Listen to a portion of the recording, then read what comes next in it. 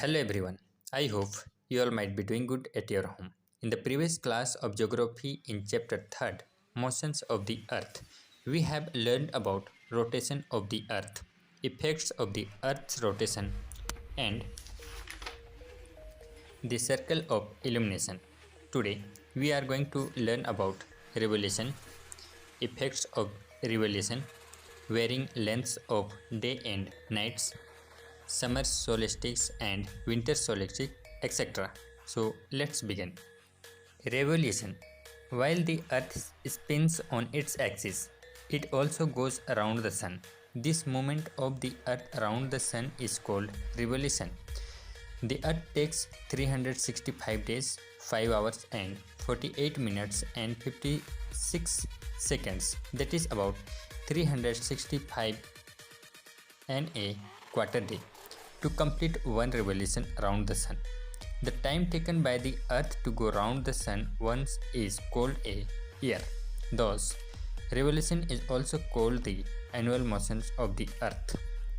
For the sake of convenience, we count only 365 days in a year, and after every 4 years, the balance of 6 hours adds up to a day, 24 hours.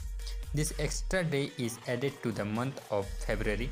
Thus, every 4 years, February has 29 days instead of the usual 28, and the year has 366 days.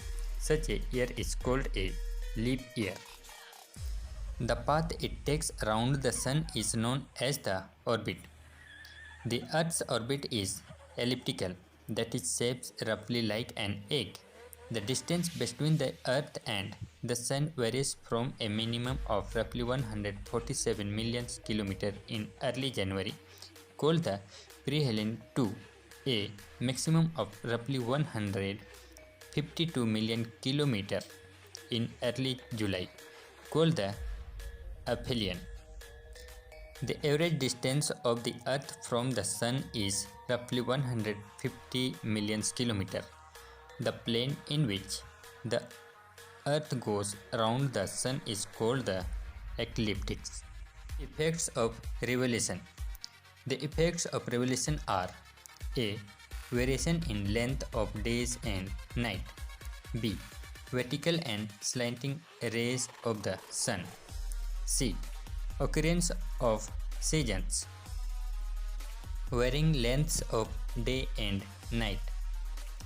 If you travel to different parts of the world, you will notice that the lengths of day and nights are different, even at the same time of year. This variation is due to the inclination of the Earth's axis. At the equator, the variation is minimum and the days and nights are equal in length throughout the year. Away from the equator, the days are longer in summer and the nights are longer in winter.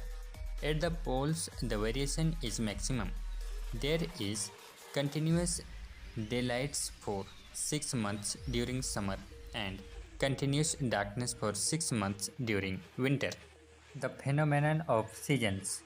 The Earth completes one revolution around the Sun in about 365 and quarter days, or 1 year. This period is divided into 4 seasons: spring, summer, autumn and winter. The change of season is due to the rotation of the Earth on its axis, the revolution of the Earth around the Sun, and the inclination of the Earth's axis. Summer solstice, 21st June.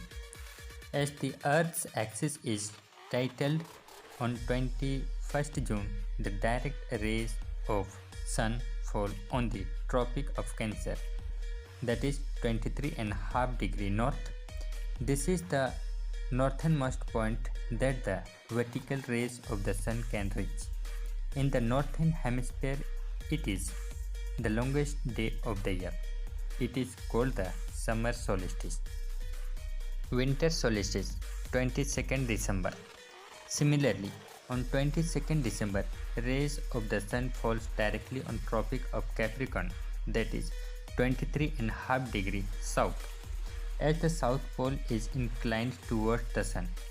It has 6 months of days and the North Pole has 6 months of night as it remains away from the Sun. During winter solstice, days are longer in the southern hemisphere, the longest day being on 22nd December. The southern hemisphere receives more heat and light from the sun as compared to the northern hemisphere. Equinoxes on 21st of March and 23rd September every year, the sun's rays fall vertically on the equator. These days are known as the equinoxes. The North Pole and South Pole are neither inclined toward the sun nor are they inclined away from it. On these days, maximum heat and light is received at the equator. Since the inclination does not affect the duration of the day, both hemispheres receive sun rays almost equally. Therefore, the length of day and night is equal all over the world. September 23rd is a termed equinox in the northern hemisphere and spring equinox in the southern hemisphere. It has also originated from the Latin word autumnus, meaning autumn. Equinoxes means equal days and nights. Thank you.